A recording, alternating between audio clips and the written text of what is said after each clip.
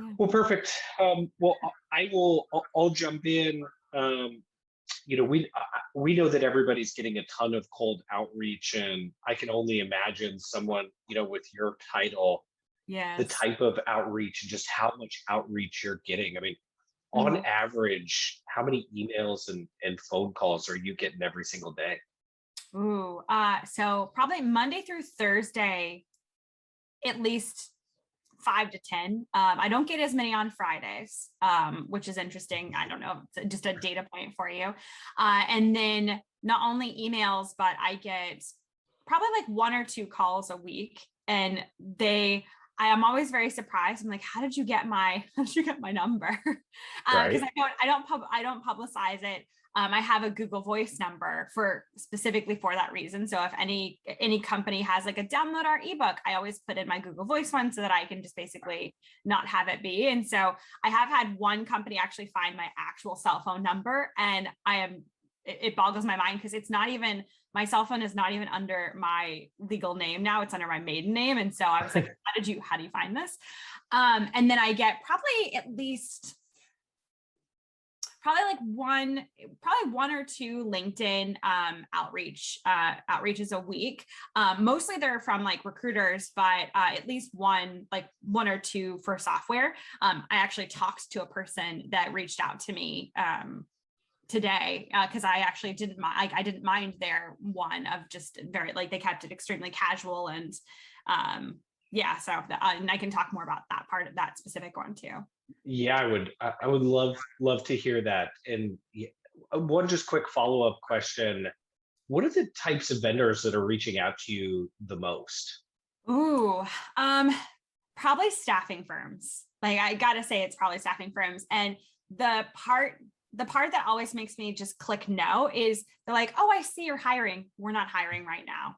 And I'm like, you didn't, and like, we have no jobs posted on our career site whatsoever, but they're sending me a message that says we're hiring. And so I immediately am like, this is an automated email, click spam, bye. Like, you haven't done any research on us. You just inserted my name and our company's name and done. Yeah. So it's not something I will, it's like an automatic, like, nope, I won't talk to you kind of thing.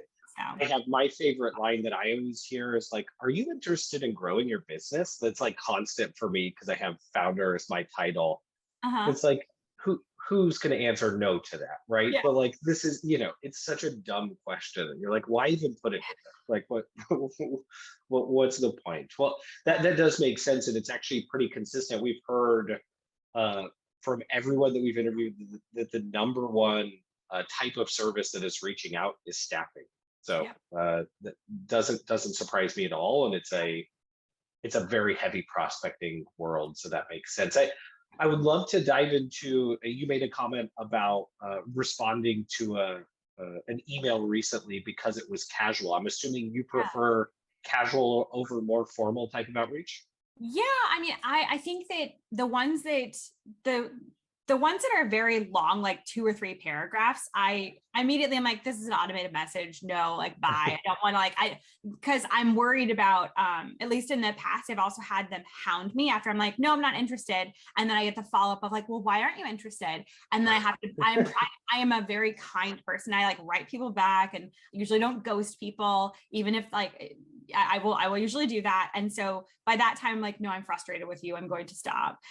So literally a one-liner of, hey, I'm running this. The one that was sent to me is like, hey, Jennifer, I'm running this tech startup. It's about well-being. It's integrated into Slack. Would love to learn more about what you're doing.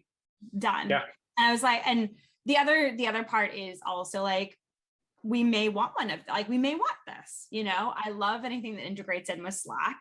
It's been very easy to use all the other apps we have, so it's one of those that it seems really lightweight, nothing like heavy like selling or pressure or anything like that, and I've really appreciated kind of messages like that. So Yeah. yeah. I feel like everybody reverts back to, they're in middle school or high school and tries to write extremely formal, but Yeah. nobody wants to read that typically. They want to, write exactly how you would have a conversation. So that makes a ton of sense. So I heard you bring up a couple of different things, but I'll just ask the question: Yeah. are there things that like really annoy you about certain types of cold outreach? Yeah, well, I mean, there's like small little things, like if the email is reading kind of too formal, and given like externally my name is Jennifer, and so people call me Jennifer on the emails and everything, and that's fine. Like I wouldn't expect them to know that I go by Jen or anything like that. Right. That's part of it. And then the other one is if it's just a very long email, like I don't have time to read those. And I get through the first two sentences and I'm like, no, I just don't have time. By like, Yeah. if you haven't caught me yet, like it's not worth it. So Yeah. yeah. That makes a ton of sense. Uh, so that's email. It sounds like you don't get a lot of phone, which you're smart with how you set up Google Voice. So that makes a ton of sense. Yeah. What about LinkedIn outreach? I'd love to just get your overall thoughts on, do you get approached a lot on LinkedIn, and anything you like, don't like about LinkedIn specific prospecting? Yeah, I mean, I definitely get a handful of LinkedIn messages every week, and some that are in mails, and then some that actually just connect with me, and then we'll say something. I mean, anyone who actually comments on like, hey, I just like read your newest post, really like X, Y, and Z. At least it shows that they know a little bit about me or the company, and I appreciate that, and I will write them back. Yeah. Anyone that is literally just like a plastered thing, I don't really like to write back. And also if it's super long, I mean the LinkedIn message screen is not very big, so you can't get more than maybe two or three sentences in before you have to start scrolling. So Right. Yeah, exactly. Nobody wants to scroll and look further, especially when they don't know the person. I don't know. LinkedIn prospecting is just, the amount of messages is crazy. I mean, yeah, I get 10 a day, and five of them are for like services that we sell. Um, so I think it just speaks to people not doing their research and just doing everything in massive bulk, you know. yeah, yeah. Uh, um, I would love to dive in just a little bit further on types of messages. I've heard you saying like casual, that makes a ton of sense. Mhm. Um, what about when you see like statistics from vendors? Like, is that something that you trust or believe, or like, do you like research and insights, or do you need to build a relationship first before sending those types of things? I actually do like getting a little bit of data, and if it's relevant, of course, too. I mean, Yeah. when you like think about like if it's like a productivity tool, or if it's maybe like a remote work thing, and they're just like throwing out one of the blanketed statistics of like 70% of people are doing this. I'm like, okay, fine. But that there are definitely ones that I have found interesting from a statistics perspective too. Yeah. What what are your thoughts on the length of the amount of time like people reach out to you? Like if it's more than a certain amount, do you just unsubscribe? Like how do you think Yeah. about people constantly reminding you that they're sending you messages? Yeah. So I had one person that sent me a message. I actually have deleted it, and I have what is it called? Unconnected with them. But Yeah. they basically sent me initial message. I didn't reply back. I think they sent it to me on like a Friday afternoon. Then by Monday, I had another message in there, basically like, "Hey, can I ask you a question?" And I was like, Monday morning, can't do this right now. I'm back. And then not even like 12 hours later, another one. And so I was like, you know what? Like, I can't, like, let's Yeah. space it out more, like unsubscribe basically. So I think that the frequency of it is definitely something that if you're doing it very, very often, like if I get one a day, I almost feel like that's exhausting too.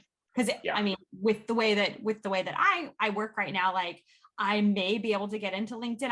I'm pretty active on LinkedIn. So like I probably go into LinkedIn once or twice a day to check messages. But Mhm. like if I'm getting the same person like twice in like a week cycle, like that's kind of It's a spammy to me, it's a lot. Yeah. yeah, it's a lot for people that you don't know in any way. Yeah, You don't have to exactly. try Yeah. try to build any type of rapport. So that makes sense. The last question I have for you is just around types of marketing that resonates with you. Mm, So, there are infographics and webinars, yeah. and obviously there's direct text, not text messages, but more like text-based emails and phones. Like, Yeah. talk to me a little bit about, as a VP of people, like what resonates with you, and what would you recommend? Yeah, I actually really I go in between kind of the booklets, like infographic with booklets, and also doing some webinars.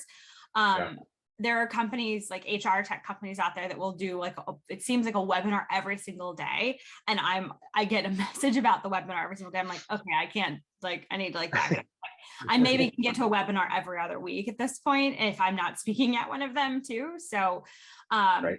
that's been helpful. And then I really love like the PDF booklets too, because then I can actually digest them in my own time. Usually I find something like a little nugget in there that I like, and I'm learning something. So I appreciate that. Yeah. I also don't mind the blog posts either, like being able to hear what other people are going to say, and have it called to, their company as well. Yeah, that makes sense. I think everybody's so busy, at least if I'm hearing you correct. It's like, give me the information and I'll consume it on my time, you know?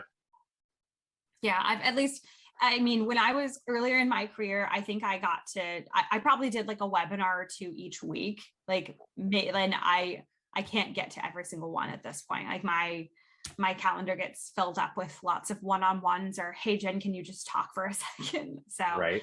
so it's not as easy to get to. I will sometimes sign up for a webinar and then go back and just get the recording, and Right. that's been okay too. I'll do that. Do you get salespeople hounding you for every single webinar that you join? No, not really, actually. Okay. There's definitely a handful. So I joined remote, I think it was remote.io or remote.com. Hmm. I joined their webinar last week, and I haven't actually gotten any like follow-ups from them besides like an email, I think a few days later with the recording, Yeah. basically. So, but I feel like from a brand recognition standpoint, I know their brand as well, and like what the company does, and so like I would be, I guess, more susceptible to like, or amenable to like talk to somebody there too. Right. Yeah. Once they built a little bit of rapport. Yeah, that Yeah, makes a ton of sense. yeah, Well, very cool. I mean, I really appreciate your insight. Like, it's yeah, so interesting to hear how often and what resonates and what doesn't. And I don't know if I'm recapping, like, casual, build a relationship, don't bother people too much. I mean, these should be obvious things, but I think sometimes salespeople get a little excited and yeah. uh, go a little bit nuts, and it doesn't help them at all. So really, really appreciate you taking some time to give your feedback. Totally, my pleasure.